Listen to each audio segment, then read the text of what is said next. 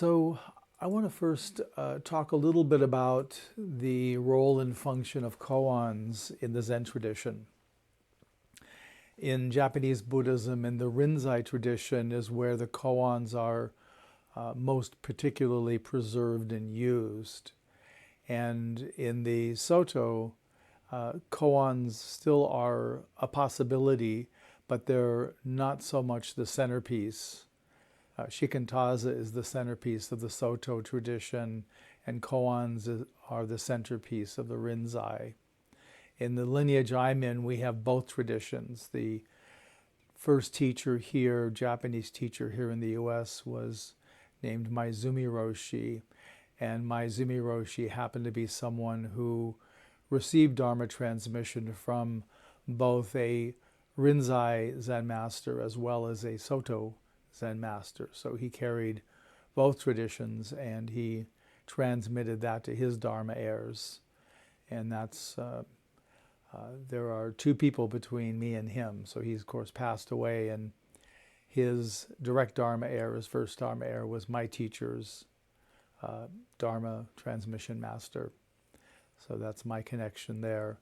But it gives both lines, and I've worked in both the Rinzai and Soto practices.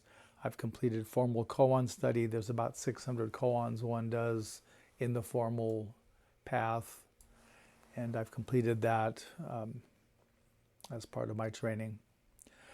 So the koan practice developed in China. When Buddhism came from India to China, there was a period of adjustment and growth and kind of a reconfiguring. Buddhism has a kind of flexibility that as it lands in each country, it takes on some of the characteristics and practices of that country.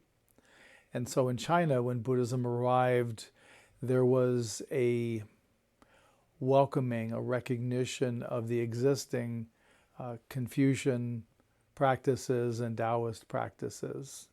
And those became folded into Buddhism, particularly calling it Chan Buddhism. The word Chan comes from the original word in Pali, jhana, which is a level of concentration in concentration meditation. And that's pronounced, jhana is pronounced chana in Chinese, and that was shortened to Chan. And the Zen, and the Japanese pronunciation of Chan is Zen. So that's how the names seem to change, but they're actually trying to continue the same name. But in the course of the development of Buddhism in China, in about the 7th to 9th century, this was the Tang dynasty. It was a really fertile time, and there were some really deeply realized teachers and masters. Interestingly, most of the well-known Chan teachers that we reference today were not major teachers of their day. They didn't have large retreat centers or monasteries. They tended to have small centers tucked away in out-of-the-way places. And they worked with smaller groups of students, not the major monasteries. Few of these Chan masters were recognized by the emperor of China. If you were recognized, then there would be, in effect, government money that would help fund temples and provide what's needed for the different monasteries and nunneries of that time. And these teachers, their realization was deep enough that just in the normal engagement with students, there would be exchanges that would be pivotal, that would help students open to a Kenshō experience, an awakening experience. And some of the students of these teachers began recording some of these exchanges. And recording these exchanges ended up becoming what we have today as koans. It was a certain interaction with a teacher and student. One of the things that's interesting and not often stressed in the koan understanding is that many of the people that were in the koans, the teacher and student, had been practicing together sometimes for 5, 10, 20 years together.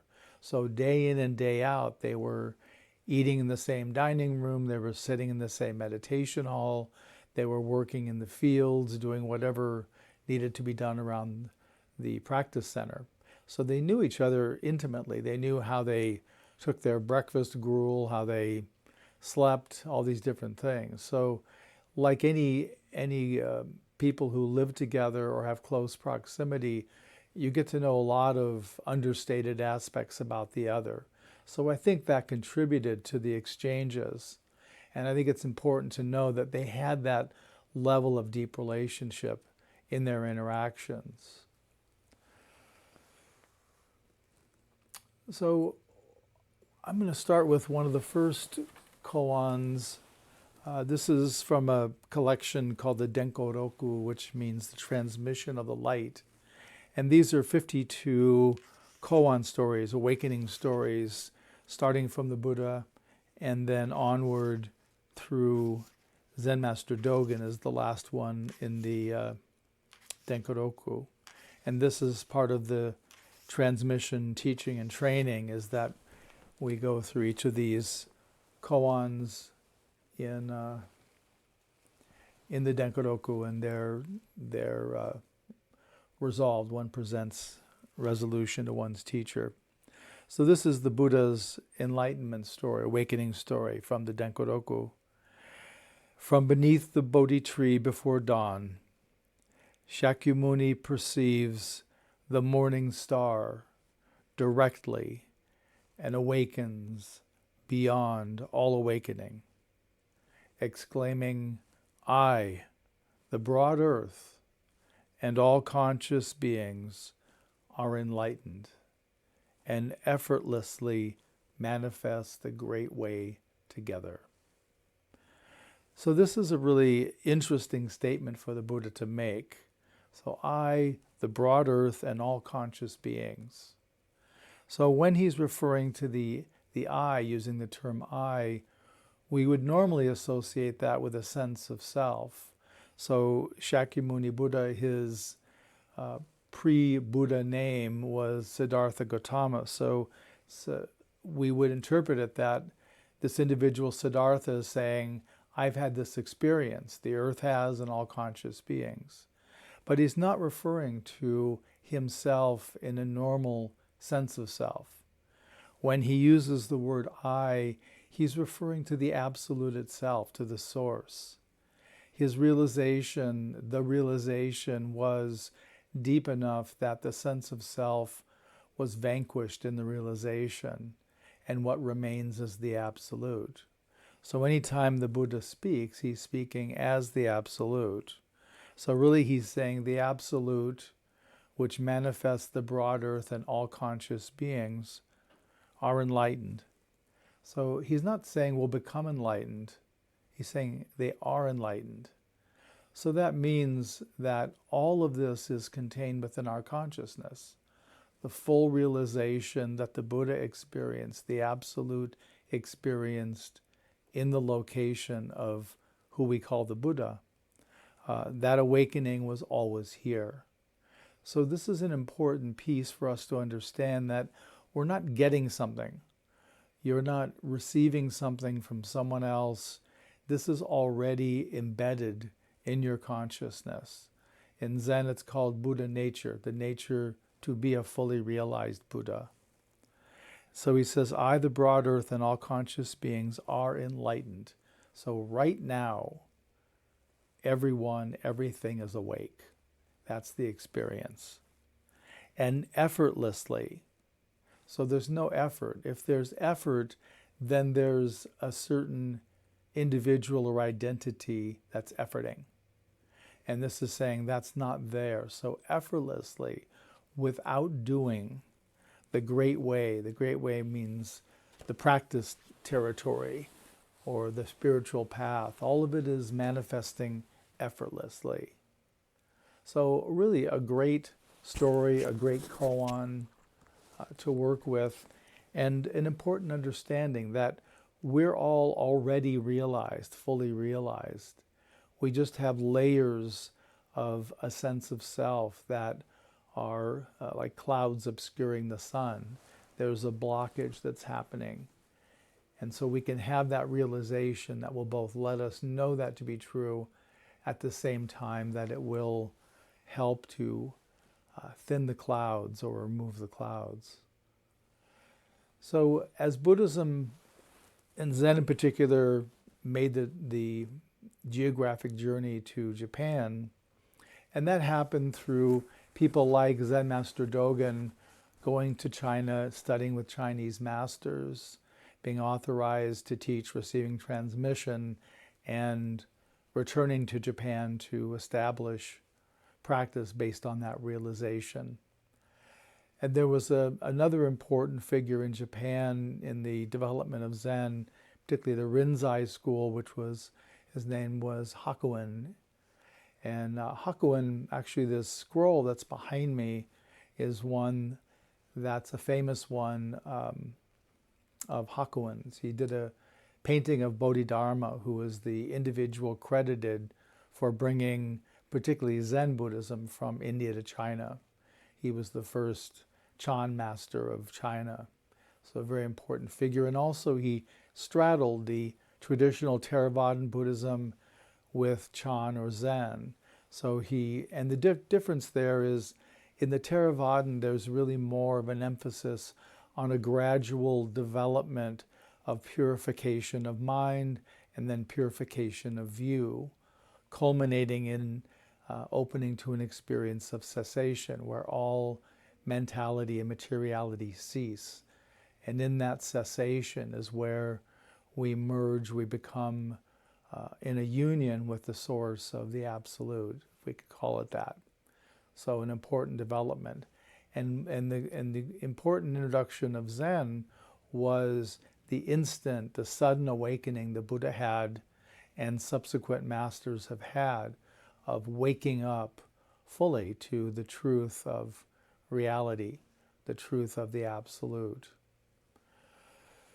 So Hakuin really emphasized the koan practice. He sharpened some of the koan presentations.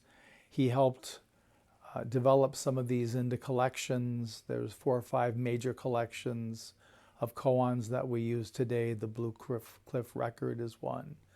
The Gateless Gate or the Muman Kan is another. The Book of Equanimity, and there's maybe 1 or 2 others. But he really developed these and presented them, supported them in Japan. One of the koans that he developed, which is now the quintessential beginning koan in koan study, is the koan Mu. And what I'll do is I'll just read you this is actually my translation of the koan Mu, and there's a part I've added which I'll identify. So the traditional presentation is, a monk resting in everyday mind asked Master Joshu, does that dog over there have Buddha nature? Now, embedded in this is an understanding in Buddhism that all sentient beings have Buddha nature. So that's like gravity exists in the world. It's that strongly held of a belief or understanding in Buddhism and Zen.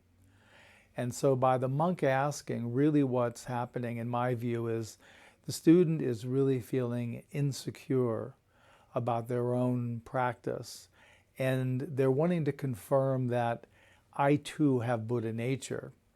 But they don't want to pose the question, in my mind, directly to Master Joshu, because what if he says, no, you don't? That could be quite devastating. So a dog is passing by, so the student uses the dog as representation for himself. Does that dog have Buddha nature? Of course, the correct answer that every teacher would say is yes, that dog has Buddha nature. But Master Joshu answers Mu, actually Wu in Chinese, which means either no, nothing, or absent, without. And this, of course, causes the student to just spin in an internal axis of confusion. What? We all know all sentient beings have Buddha nature. This dog doesn't, Or how do you rectify or remedy that? And so the Muman who put together this koan collection has a comment. His comment says, in order to master Zen, you must pass the patriarch's barrier. To invite this subtle realization, you must completely cut off the allegiance to thoughts and preferences. If this barrier is not passed, and the allegiance to thoughts and preferences is not cut off, then you will be like a hollow ghost resigned to the undergrowth. Tell me now, what is the patriarch's barrier? Why, it is the single word mu. This is the portal of Zen. Therefore, it is called the Muman Kan of Zen. And Muman Kan means the gateless gate. If the patriarch's barrier is penetrated and passed, Master Joshu will appear face to face, while you walk hand in hand with the successive patriarchs, entangling eyebrows with theirs, seeing with shared eyes and vision, hearing with shared ears. Isn't that a delightful prospect? Wouldn't you like to enter this very portal right here? Arouse and direct your entire body with its 360 bones and joints and its 84,000 pores of the skin. Summon up a spirit of great doubt and be one with Mu. Carry it close day and night with don't know mind. It will be just as swallowing a red-hot iron ball lodged deeply. And what that means, this is a Zen expression that you can't swallow it and you can't spit it out. So the koan gets lodged in your consciousness in a way you can't do anything but work with it. Returning to the koan description, all the illusory ideas and delusive thoughts accumulated up to this moment will be vanquished. And in the fullness of time, inside and outside will be spontaneously perceived as ever united. So inside and outside are one. You will know this truth on a cellular level. A sudden explosive transformation will occur, and the heavens will be penetrated while the earth shakes in awe. It will be as if the great sword of the valiant general Kenshō is nestled in your hand. When you meet the Buddha, kill him.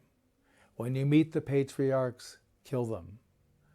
On the precipice of life and death, perfect freedom is mandated. Among the sixfold worlds and four modes of existence, there is frolicking in a merry and playful samadhi. I say here and now, how will you carry Mu? Engage every ounce of intention and energy to work Mu. Hold on without breach. Behold, a single spark and the holy candle is lit. And then Muman has a verse here. An ordinary dog, the Buddha nature. The pronouncement, perfect and complete. Before you say it has or has not, you're a dead person on the spot. And then I've got a verse. When you work with these and conclude these as koans, then you write what's called a capping phrase or a verse. So this is my verse. To say it is something misses the point. To say it is nothing is speaking with no tongue. What is it? Show me here.